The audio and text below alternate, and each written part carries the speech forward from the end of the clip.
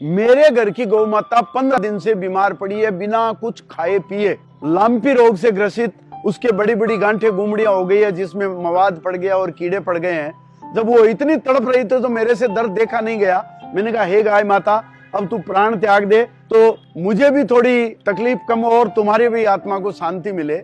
लेकिन गाय ने जो उत्तर दिया वो मुझे और दुखी करने वाला था।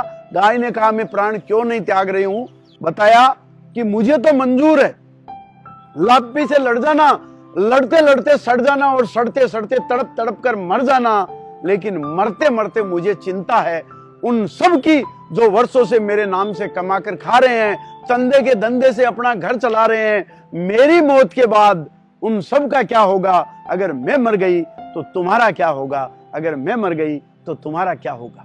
क्या होगा हर दुकान में मेरे नाम का डिब्बा रखने वालों, हर बस में गौशाला का डिब्बा लेकर चढ़ने वालों, ब्याह शादी में गोदान के नाम % काटने वालों, गौ माता के सहायतार्थ कूपन बांटने वालों, जागरण में गौ माता के नाम चंदा जुटाने वालों और हरि कथा में गौ माता के नाम रुपए लुटाने वालों, तीर्थ स्थानों में गौ माता के नाम दान खाने वालों और बड़े बड़े मंचों पर गौ सेवक का सम्मान पाने वालों, छोटी छोटी गैया छोटे छोटे ग्वाल गाने वालों, मेरी मौत के बाद तुम्हारा क्या होगा?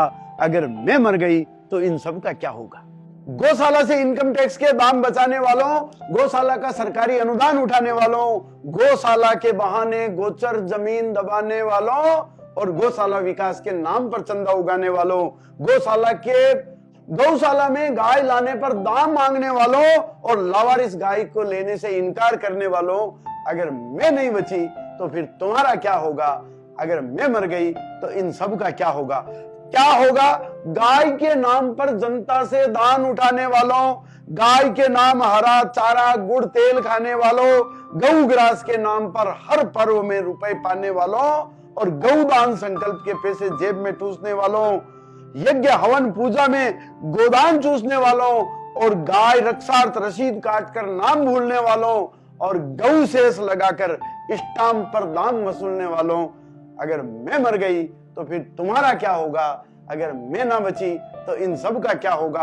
अरे क्या होगा गोमांस पर बहन के लिए लंबी फेंकने वालों, कत्ल खानों पे राजनीति की रोटी सेकने वालों, गोमूत्र से असाध्य रोग का उपचार बताने वालों, गोबर से शुद्धि का संसार चलाने वालों, गाय पर हाथ फेरने से उद्धार बताने वालों, पूंछ पकड़कर वेतरनी पार लगाने वालों, 33 करोड़ देवी देवताओं का वास बताने वालों और गौ माता को राष्ट्र माता का दर्जा दिलाने वालों, अगर मैं ना बची तो फिर तुम्हारा क्या होगा? अगर मैं मर गई तो इन सब का क्या होगा? अरे क्या होगा? ये सिर्फ मैं नहीं मर रही हूं, मेरे साथ तुम सबकी रोजी रोटी और कारोबार मर रहा है। मुफ्त की चांदी चाटने वालों, तुम सबका रोजगार मर रहा है। अगर मैं मर गई तो नेताजी गाय के नाम पर वोट कैसे मांगोगे? अगर मैं मर गई तो पंडित जी गौ माता के नाम पर दान कैसे मांगोगे?